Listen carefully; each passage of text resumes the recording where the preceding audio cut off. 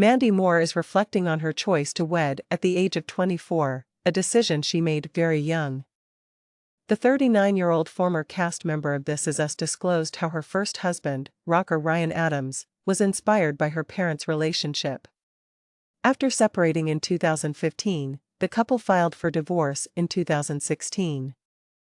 In the most recent Dinners on Me podcast episode, she stated, "I think it was like a direct response to my own parents splitting up.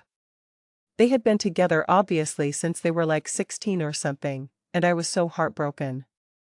I believe that I found myself in a relationship with somebody that I was like, oh, I can make a family with this person for this person. And by all means, that was just not the proper setting.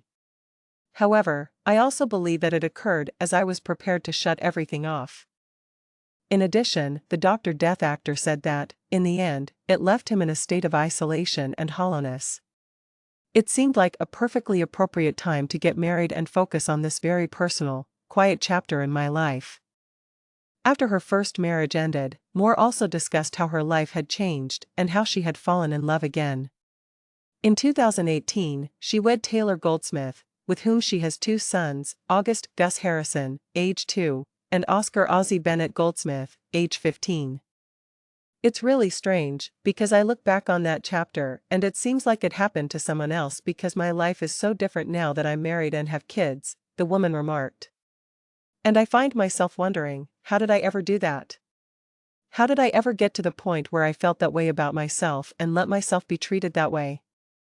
It was something that started obviously at a young age for me and carried through that really toxic relationship that I was in, the feeling of denigrating yourself or making yourself as little as possible to make others around you feel as comfortable as possible," the woman went on.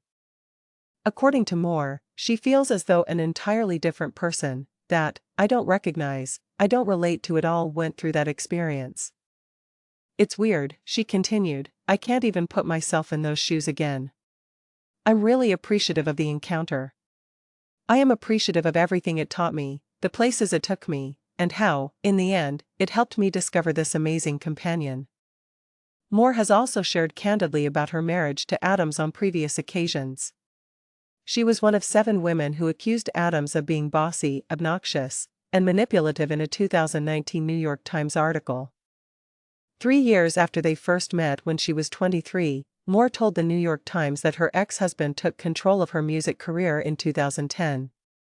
Although they had written songs together, she said that Adams discouraged her from working with other producers and managers, saying that he would replace her with other female artists when it came time to record the tunes. In addition, she alleged he was psychologically abusive and made fun of her musical talent.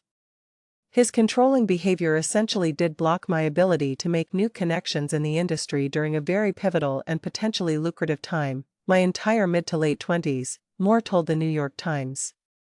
Adams, through his attorney Andrew B. Bretler, refuted Moore's allegations at the time, stating that her characterization of their relationship is completely inconsistent with his view.